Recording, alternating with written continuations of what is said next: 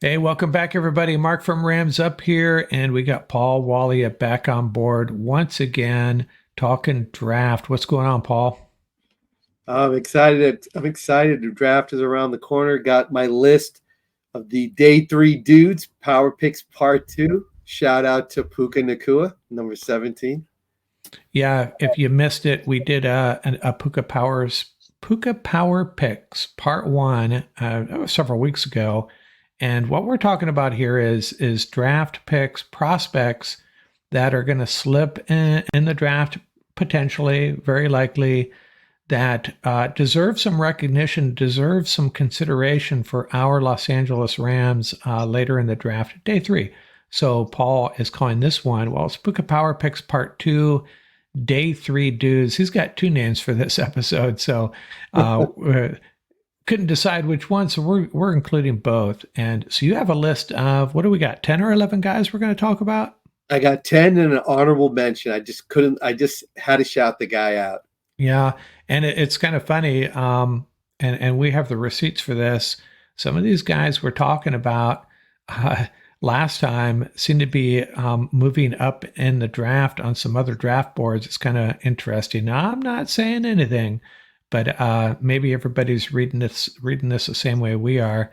But let's get started. We'll roll with the first guy and who we got. This is a guy you mentioned.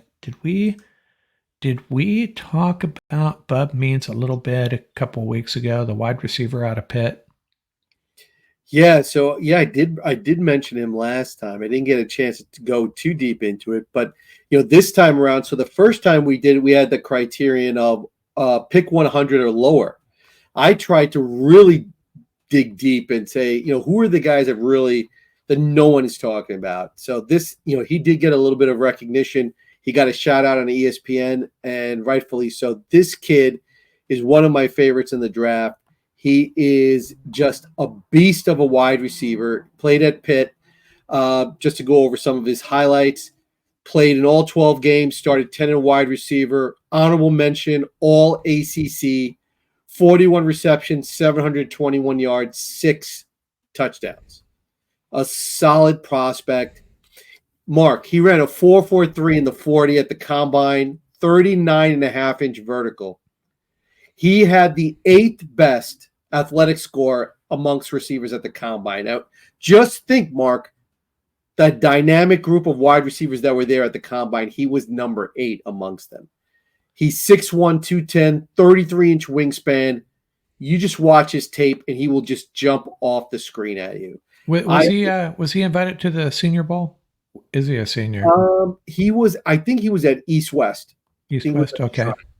But just phenomenal player. He was a transfer from Louisiana Tech. Spent 2 years at Pitt, and when I just look at him, he would just be perfect in the Rams wide receiver room.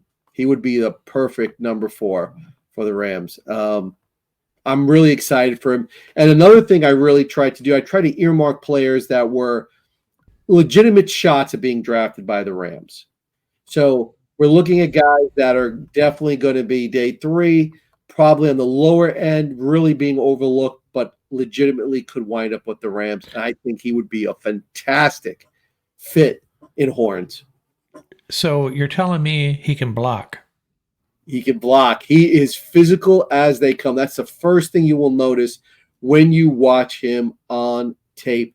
He's a physical receiver, needs to develop his route running, needs to develop the hands, but a yak machine, never goes down on first contact, loves to go over the middle, physical blocker. Everything checks all the boxes for the Rams wide receiver room. Yeah, I'm wondering if, the Rams obviously don't put a lot of weight on the combine. So it's another one of those cases where maybe he was on their radar and now the combine elevates him a little bit more for some other teams, So sometimes it's kind of a double-edged sword, the combine stuff. If there's a player you love for the Rams, we talked about this once before, right?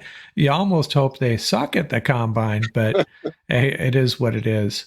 Yeah, he's one that lit it up. I remember when we did our mock, we lost him because we were expecting him to be like 7'6", and he went in round 5. So he's flying up the boards. Yeah, I have some old rankings from I think it's from the Draft Tech, and I forget what the ranking was, but I don't think he was getting drafted. This is from a couple months Yeah. ago. 243 they had him at. Oh 243. wow. Yeah, crazy. You want to move on to the next guy? Absolutely. One of my What? favorite players in this draft. You know how I feel about the SEC, and you know how I feel about LSU and defense. Mekhi Wingo, defensive tackle from LSU. 6 feet, 285. Mark, he ran a 4.85 at the 40. A 4.85 at that size. 25 reps on the bench.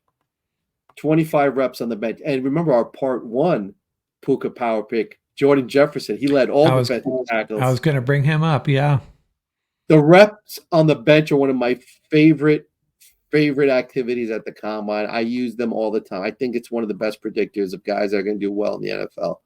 He was number 7 among all defensive tackles in terms of the total score at the combine. Let me just read off his list of accomplishments. 2023, permanent team captain.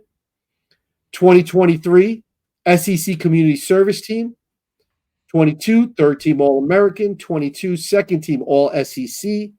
22, SEC Defensive Lineman of the Week against Ole Miss. 21, SEC All-Freshman All-SEC. What does that tell you? Look at that consistency, just the size. And what's great about him, not only does he play the run well, he knows how to get skinny and rush the passer.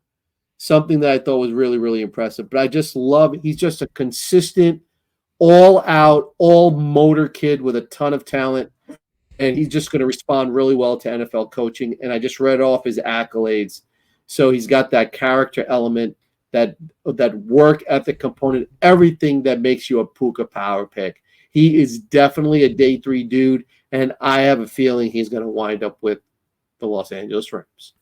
Who goes first, Jefferson or Wingo? Well, you know what? I think Wingo, because Wingo's got more pass rush potential. But I think Jefferson, we already named him. Jefferson is going to be an unsung hero, and whatever team he winds up in, he's going to be one of those guys that just rolls up his sleeves and does all the dirty work. Was Jefferson the one that just killed it in the weight room? Yep, that was him. Yeah. See, I remember this stuff. I'm learning so much. This is.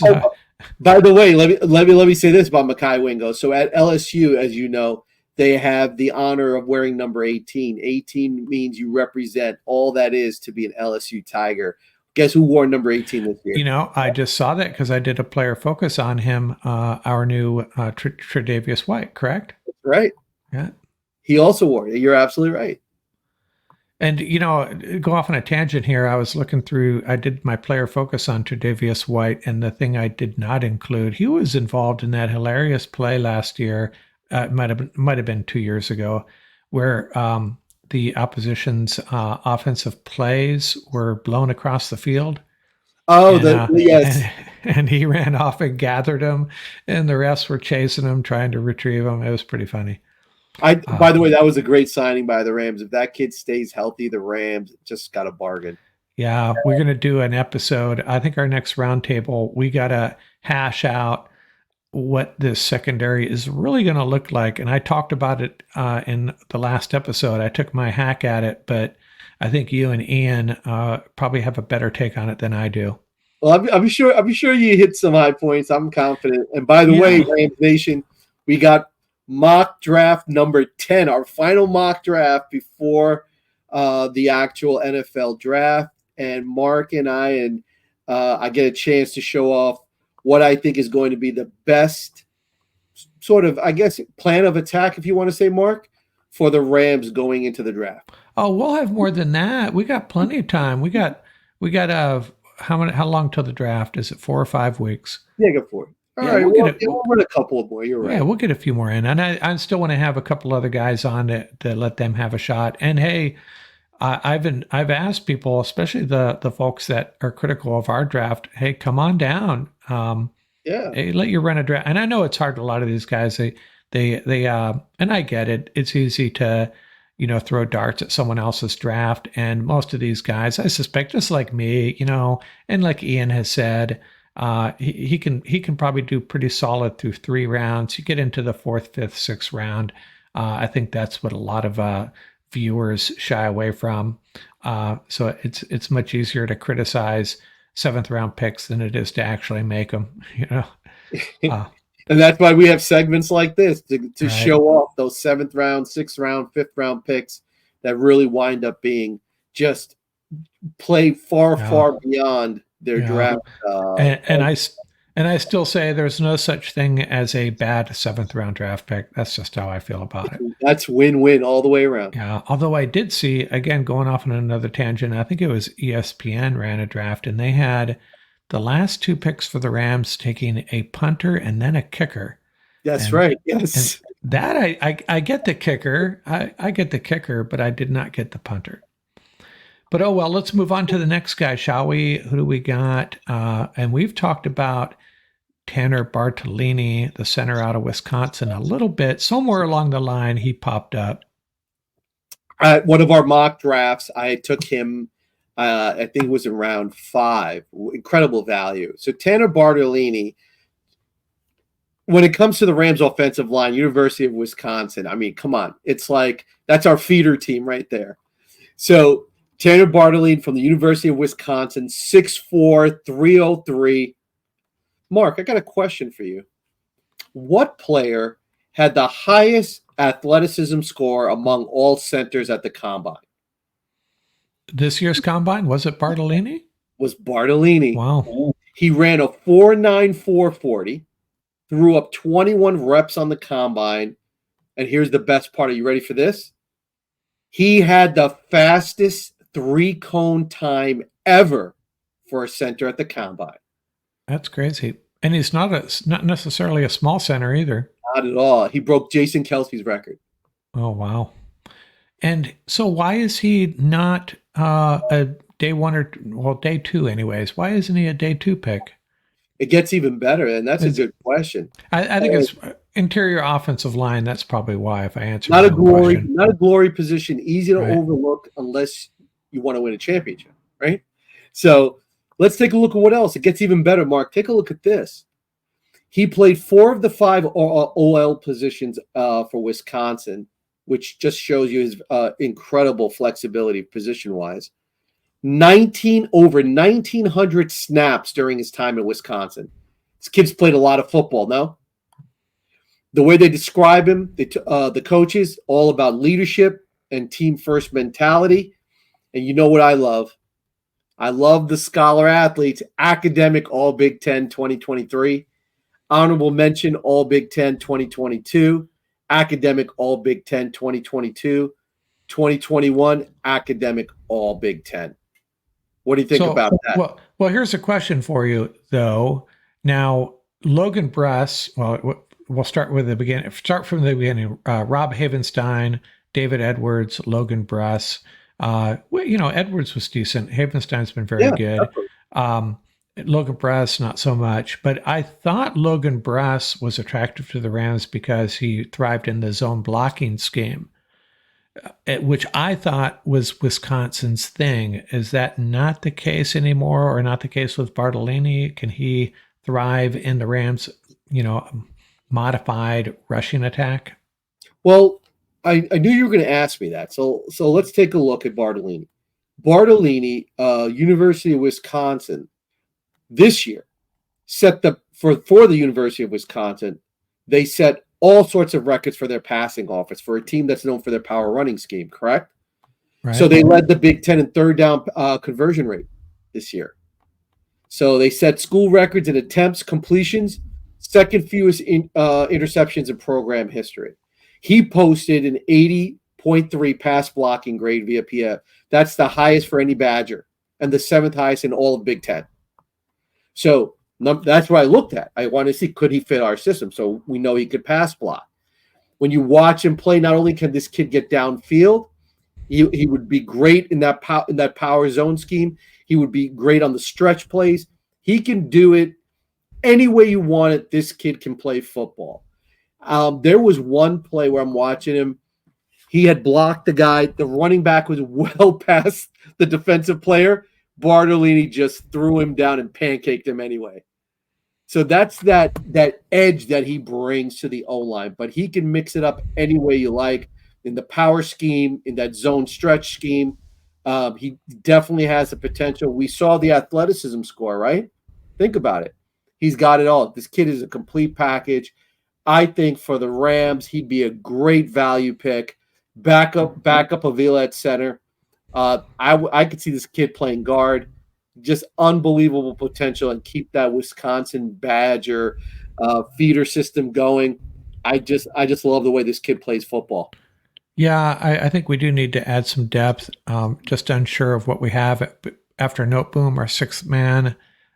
There's some other guys that can play. Ankram's moved on. I could definitely see us adding an interior offensive lineman late in the draft. I think that's going to happen for sure. Pencil this kid in at center, left guard, right guard. He can do it all. Perfect. Okay, let's move on to the linebacker out of Notre Dame. Is it Marist Liufau? Marist Liufau. Rangy kid from Hawaii by way of Notre Dame. You got to love it. I love the way this kid plays football. Kid plays with fire and intensity. He also knows how to drop into coverage, Mark.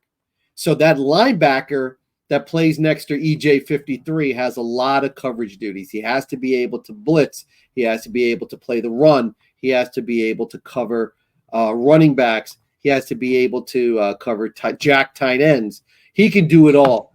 He had a ridiculous 40 time, 4.64 at the combine with the size of 6'2", 238.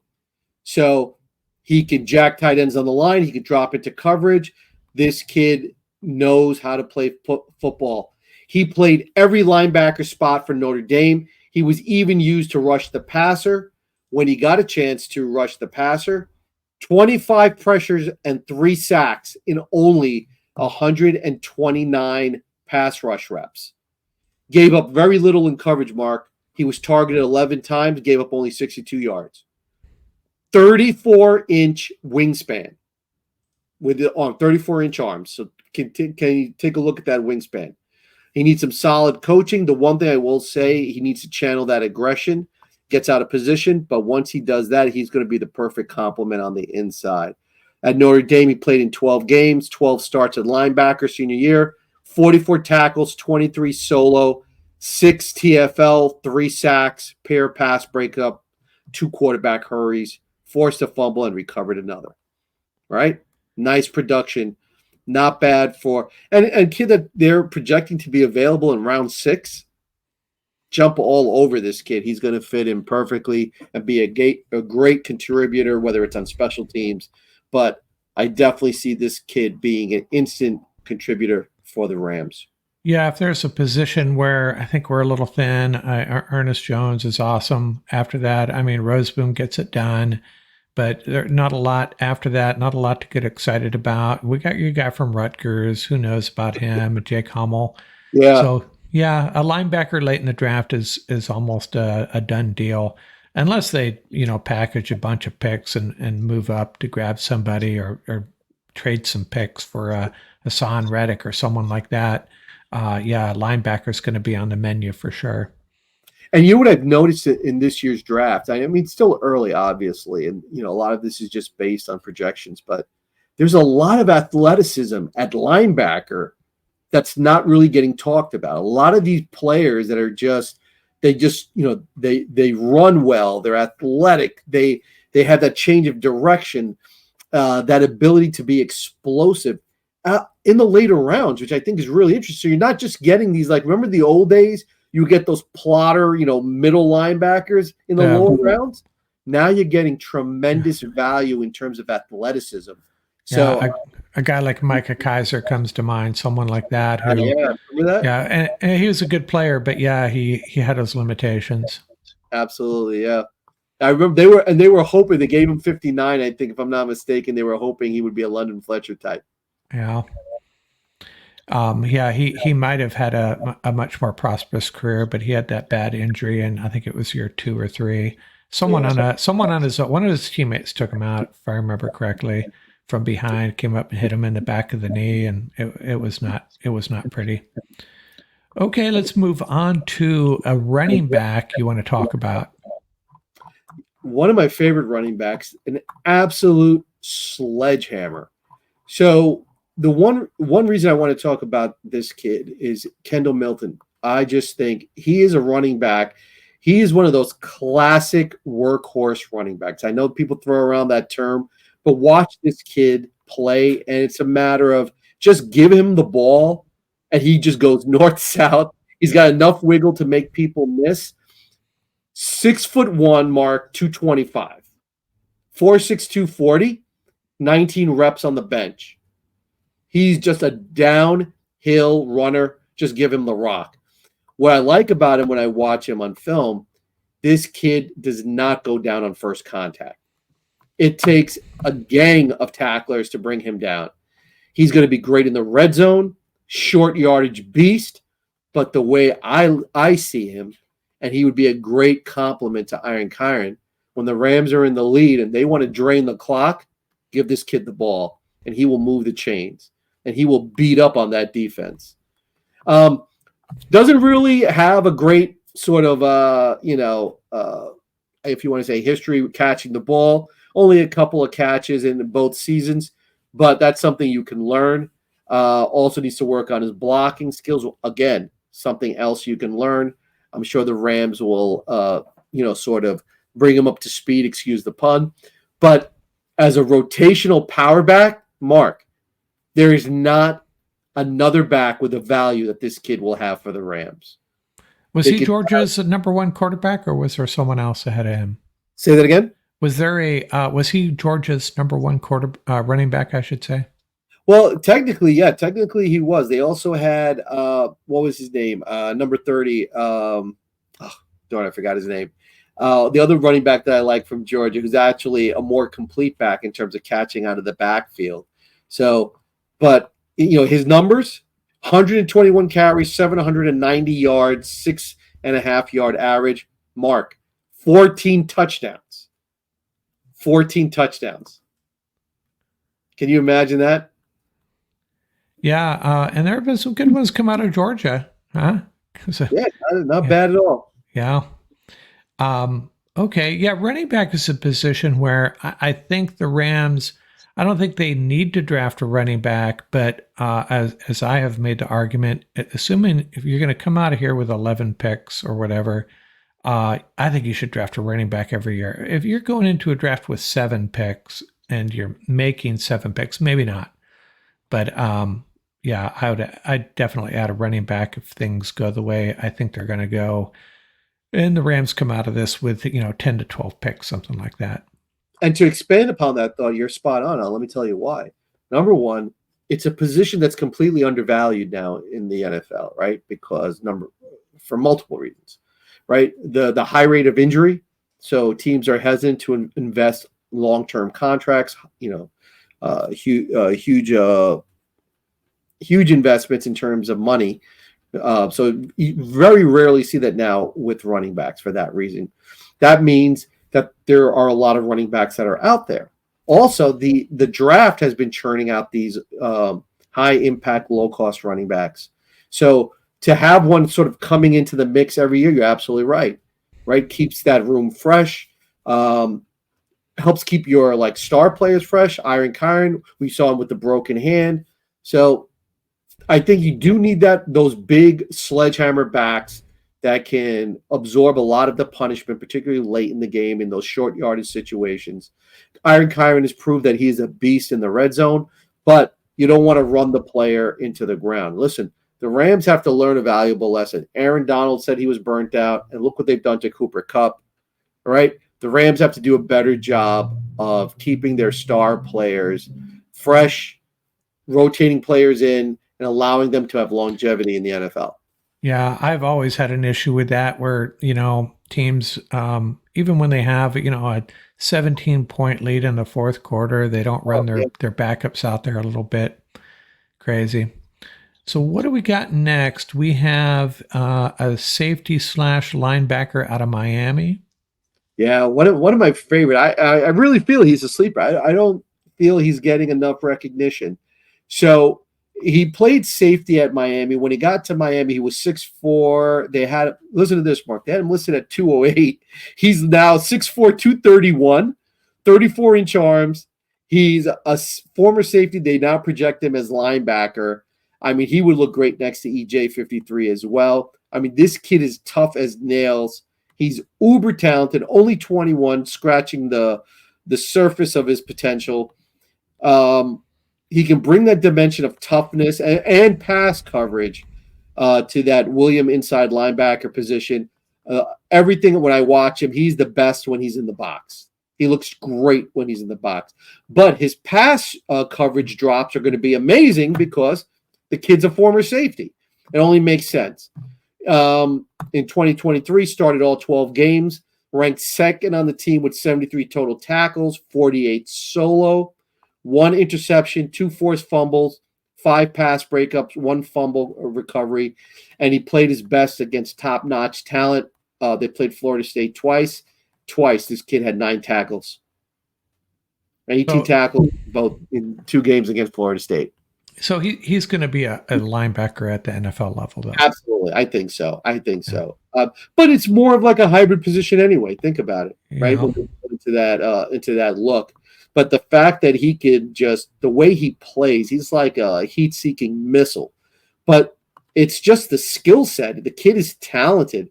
He has great ball skills. You can't just show up and play safety at the U, right? So he's got great ball skills. He's got great coverage. I could see this kid dropping down and facing up on a tight end.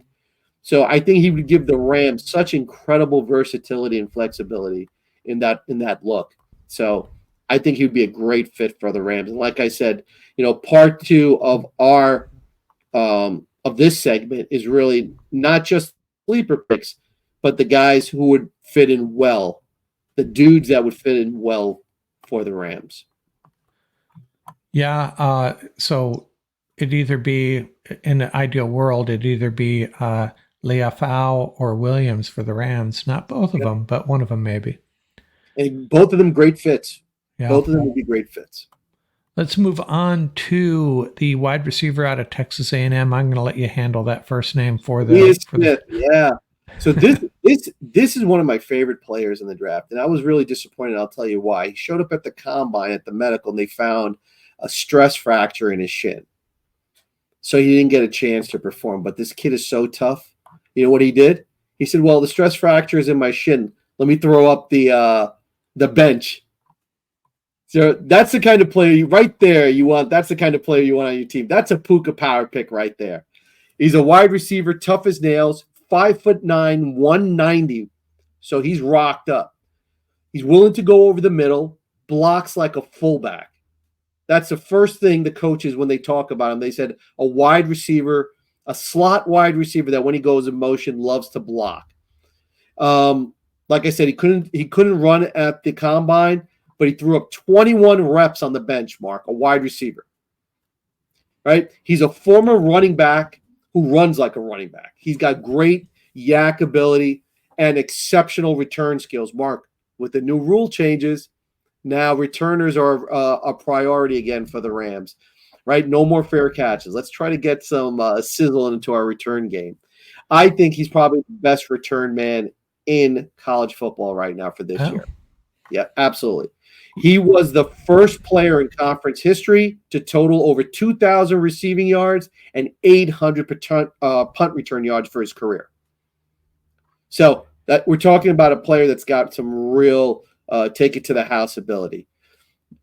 His numbers were suppressed a little bit in terms of as a receiver. He played with 7 different quarterbacks. Oh, wow. Yeah. I mean, this kid is an absolute steal. So you take that unfortunate injury, you take, the size. People knock him for the size. They say he could only play in the slot. I disagree. I think this kid would be successful anywhere you put him, but he will be an absolute beast out of the slot. No question about it. I think Ainias Smith would be a great fit. What he brings in the return game, the toughness, checks all the boxes for the Rams. And I think he'll just explode when he gets a shot to be, in that top three, either, wherever they put him in that range of wide receivers for the Rams. Yeah, it'll be interesting what approach the Rams take with their special teams. I was actually surprised they were not one of there were 3 teams that voted against the rule change regarding kickoffs. I thought the Rams would have made it 4th, given the situation with their special teams, but I guess Sean McVay wants to give it a go as far as special teams for the first time in a while. And if that's the case, he needs to figure that out personnel wise, and maybe a guy like Smith would help. Absolutely. I think that's another thing. I think more so than ever now with the new rule changes, the return men are going to have incredible value. So if you look at the Rams wide receiver room, this kid is a natural fit. I got one more accolade to throw out at you for this kid. Ready? 36 game consecutive streak with a reception. 8th longest active streak in the nation. Oh, wow. So some consistency there. Absolutely. Great steal at the bottom of the draft. Okay, let's talk about now Zak Zinter. I know a little bit about him. He had that unfortunate injury. I think it was in the Big Ten championship game, perhaps. Against Ohio State, yeah. Right. And didn't get to play in the college football playoff. And that's got to hurt probably hurting his draft stock. So what do you got on Zak? So, and wonderful segue, by the way. Thank you. So, yeah, apart from that injury, the early projections, if you went on a lot of the draft sites, the early draft sites for this particular draft, they had him as a 2nd round, 3rd round grade. Think about that. And I think it did, in a way, hurt Michigan a little, more than just a little, because for all you Big Blue fans out there, if you watch in clutch times, they ran behind this kid. They ran to the right side. So to lose your top guard on the side, which is your dominant side, I think just, speaks volumes in terms of not just how well the Michigan running game was flowing, but just how good this kid really is. He's 6'5", 322. Ooh, so wow. right there, those are, come on. Those are tackle measurements there. I'm glad you said that. He is tall, long, and versatile. He's reliable. He's an experienced prospect. 45 games, started 42. All but one of those came at right guard. But they say he has the potential to play anywhere on the line. They said the kid is nasty, high football IQ. His injury recovery is on track. They reported, the article came out yesterday. He should be ready for camp, Mark. He should be ready for camp. Let me read off his accolades. You ready? Go for it. First team All-American 2023. 2-time academic All-American. Voted captain by his teammates 2023. 3-time academic All-Big Ten honoree 21, 22, and 23. 3-time All-Big Ten selection. All right? So this kid, and he was honorable mention by his coaches in 21. So when he first got into the starting lineup. So this kid has not only been consistent, he has been dominant. So his injury, unfortunately, has knocked him down. But listen, to the football pundits, they know this kid's name. He is going to be a steal in this draft, whoever takes him, wherever he goes. Right now, the projections have him going as high as 4, but mid-5, some early 6. But now that this report came out about his medical, we'll see, right? I'm sure they're going to poke and prod this kid to find out if he's ready to go. But if he's ready to go by the time camp rolls around, he's going to be another absolute steal. The perfect Puka power pick, a road grader that you can get late in the draft. Yeah, and potentially a right tackle of the future. Would that be a stretch? I wouldn't put it past this kid. Yeah. 6'5", that's almost, now you're more of an X and O guys than I am. Would some quarterbacks be opposed to having a 6'5" guard playing in front of them? Not at all. No, absolutely not. Actually, that length is what they look for at tackle. At guard, you're right. Where it comes to play at guard, a lot of coaches, O-line coaches, I think we brought this up before, is that they say from the leverage standpoint, they would like the shorter, stouter guards. But nowadays in the modern NFL with pass blocking and the new schemes and the zones, that those combo schemes where nobody runs a true zone or a true power gap. So they like to have those taller players, but they also like it for the versatility. When you have to fill in a tackle, it makes a big difference. Right. Okay, let's move on to this. May be our first small school guy. I guess Troy. Is Troy a small school? They're a small school in my mind. I think so. Yeah. So tell us about Javon Solomon.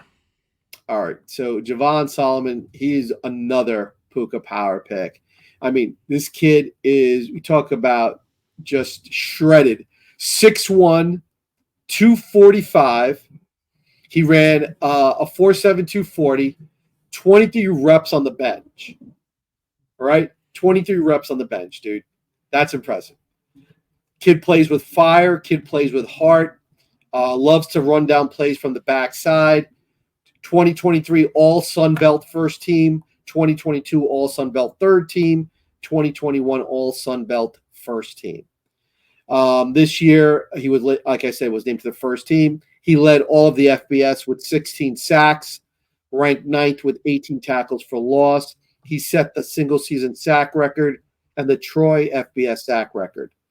The most in the last 2 decades at Troy since Osi Omenyiora. That's a pretty impressive name for you New York Giant fans out there.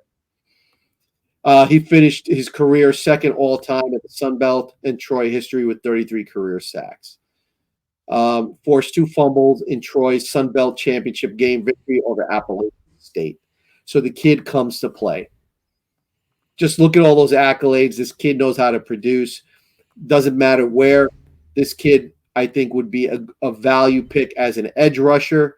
If you watch him play, he knows how to bend on the edge. He needs to develop some moves, but that's every player coming out of college that plays on the edge, to be honest with you. The truly elite players are the ones that come out with 2 or 3 counter moves ready to go. So I think this kid would be a great developmental edge rusher who can play right away and can contribute. Okay. I think most of these guys they have bounced on they have showed up at one of our discussions, one of our drafts at one time or another, but not Javon Solomon. So that's a new one, and I'll keep him on our radar.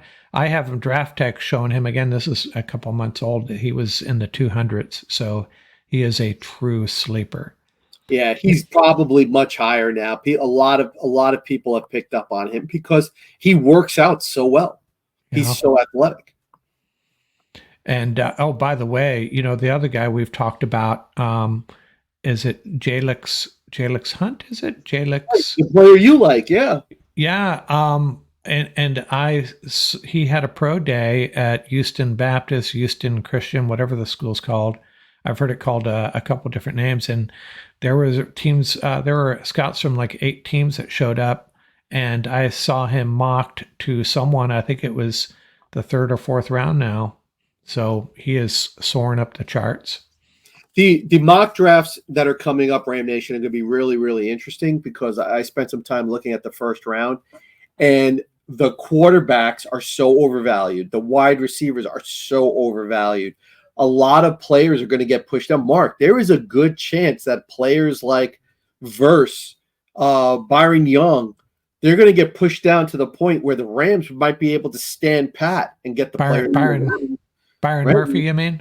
I'm sorry, Byron Murphy, yeah. Yeah, I make that mistake too, yeah. Yeah, I know, thinking back to the Byron Young, yeah. So Byron Murphy, Iron Byron, I think, obviously one of our favorite players, but there are going to be a lot of players. The Rams can even move back and still pick up the player that they covet. So this is going to be really interesting. The way this first round is playing, and it happens every year. We know the positions that get all the attention, quarterback and wide receiver, and they're going to push a lot of these defensive players right to the Rams. Or a really nice sleeper wide receiver in the first round that the Rams want can fall right into their lap. By the way, you were talking about secondary moves off the edge. We're discussing Javon Solomon. And I went and looked at some film on a guy that you brought up recently, and a couple of people brought up on the YouTube channel Jonah Ellis. Yeah. And I didn't watch a whole lot, but man, he appears to have a pretty solid spin move from what I saw. They love his spin move. And who's his dad? Luther Ellis. Played in the Yeah. NFL. Yeah, I was really Who better impressed. to learn from? Yeah, and I don't know that, it's necessarily an NFL ready spin move, but he was pulling it off. I didn't see a lot of film on him, but there was a lot of spin moves, effective spin moves getting to the quarterback. He's a great pick, and we had him on here originally, and he just caught fire. And now they had his ADP is like, I think the last time when I just checked was like, I think they had him at 82. So that's a differential of about 45 positions from when we first had him, Mark. That's how, with all these different showcases and combines, these players just take off like rockets. Yeah. Right. And they're on everybody's radar. But, one reason why I like him and I like that profile players We're like talking about Ellis or Solomon now. Ellis. The one thing I like about Ellis and players like Ellis is that the kid has played a lot of football. The kid knows how to play football. So when you watch him on film, yeah, you can get caught up in some of these other things, but the kid just knows how to play football. When you watch the plays unfold, he knows where he's supposed to be. He instinctively goes to the right spots. The kid's got that football IQ. And, that's something that you can't quantify. You really have to watch and see it sort of unfold in front of you. He's a great prospect. Okay, we're going to move on to the last guy. You had a late ad. There's a tight end you wanted to talk about. Jared Wiley out of, let me fix that name there. Wile E. Coyote. I already have his nickname. Jared Wiley. Jared Wiley is a 6'6", 250-pound tight end. I had mentioned him in one of our mock drafts. He ran a 4.6 240 with a 37-inch vertical mark. That's just ridiculous, right? If you want a developmental tight end on the cheap, this is the kid that you want. He's a big athletic tight end who has all the intangibles to be great. He can get physical at the top of the route, which I really look at when I look at tight ends and wide receivers. I want them to be physical at the top of the route, just like Cooper Kupp. That's his sort of calling card. And he can mix it up when he needs to in blocking assignments and jump balls. Solid hands, need to polish up his game. But like another player, just great leadership potential, great intangibles. Let me read off his career honors. 2023 first team All Big 12. 2023 second team Associated Press All Big 12. 23 honorable mention Big 12 Offensive Player of the Year mark. 23 first team academic All Big 12. 23 Big 12 Offensive Player of the Week against Baylor. 22 honorable mention All Big 12. 22 first team academic All Big 12. 21 first team academic All Big 12. Right? He was the team captain in 23. Started all 12 games. Team best 47 receptions. Ranked 4th nationally for Power 5 tight ends. He topped TCU 8 touchdown catches, and he tied for the National League among players at his position. So, and did you share his? I was just looking at his profile. 6'7". Yeah. Well, I went by the combine numbers. They had him at 6'6", 249. Okay, still that's a big tight end. That's impressive. Higbee-esque, right, in a lot of ways. Yeah. And Colby Parkinson-esque in a lot of ways. Yeah. So you think about getting a nice tight end who can contribute on the cheap. Jared Wiley, a late round tight end, great potential. And I'm telling you, this kid's going to be a player in the NFL. I just watch him play. You could just see it. You could just see in the way he plays. He's got to work on, the sort of the wiggle after the catch. That's something you can definitely develop, but everything else, he's got the hands, he's got the size, he's got the demeanor, he's got the intangibles. This kid is going to be a player in the NFL. Yeah, that's trying to review this list here real quickly. A lot of big school guys, except for Solomon out of Troy. Wiley, an interesting thing about him is we got a few TCU guys on our roster now, right? Trey Tomlinson. Man, those two guys were on the same team at one time. I wonder how that matchup would look. Trey, one of the shorter cornerbacks, I think, in the room. Good list. Is there? So you're thinking all of these I guys got one honorable mention. Teron Hopper from Missouri. He was the player we had mentioned in our last mock draft. Yeah, you selected him, didn't you, or did you? Yes, I did. 6'2", 230, and I want to put him on there because the Missouri just ran their pro day.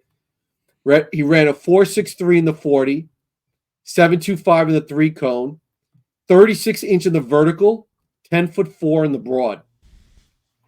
He looked smooth. Everybody said he looked smooth in the position drills. Let me read off his honors and awards. Ready? Second team All SEC. Right there.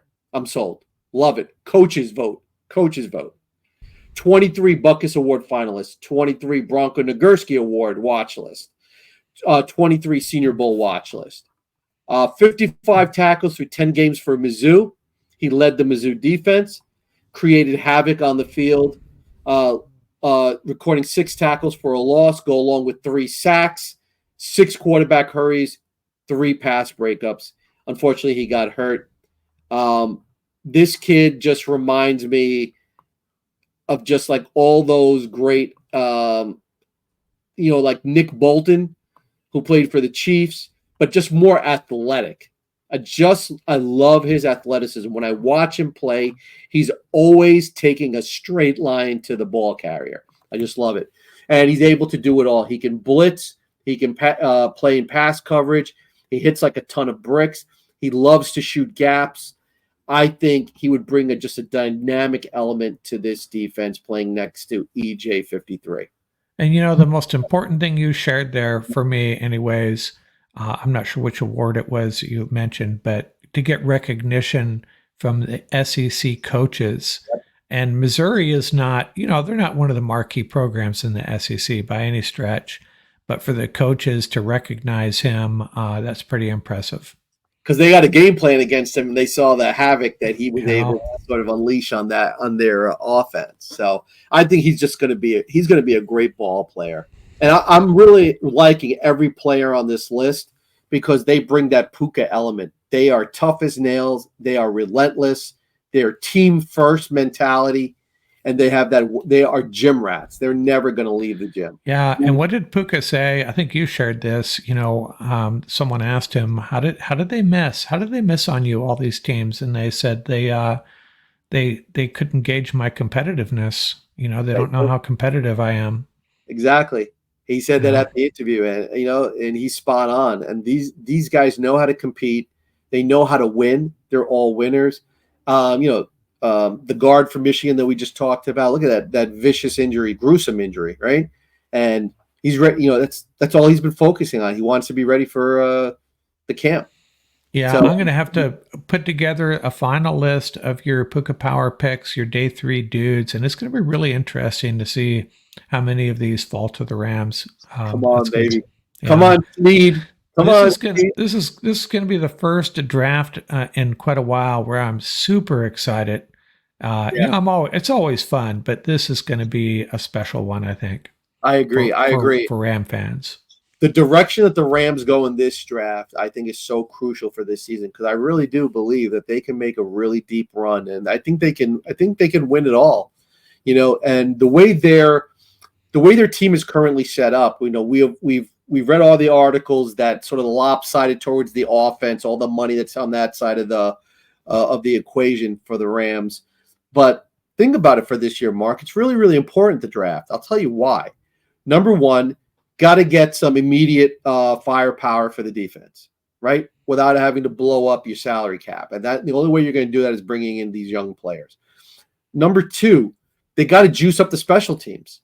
The special teams were an absolute liability last year. It cannot happen. So now with the rule change, hopefully the third phase will have some more, if you want to say, attention paid to it, and I think that's going to pay huge dividends for the Rams. And just a reliable kicker. Period. Yeah, I mean, I still can't. I'm still. I know you don't want to draft a kicker. I know. Yeah, but okay. But listen, I like the kid from Stanford. I really do. I like the kid from Stanford. I think he'd be a quality pick. But one thing I will say is, how do you overlook kicker in the modern day NFL? How do you overlook kicker? That was just on the Rams. That was just foolish. And the other part of it is building on the personality that they're trying to create for this team. And I think a lot of the youth that they brought on last year, and now they're going to sort of build upon that and bring those same type of players and bring them into the locker room, not just through the draft, but they're undrafted free agents. They're those street free agents that they signed. I think it's going to go and speak volumes in terms of when people look at who are the type of guys that we're bringing, those dudes, like I said, those dudes that we're bringing in to our locker room.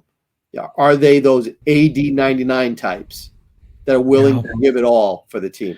Yeah, the Rams have, say what you want about the Rams and about some of these rosters that may have teams that may have stronger rosters. I don't think any team, maybe there's a couple that can match the Rams as far as locker room culture and just the culture from the coaches down to the players. It's pretty impressive.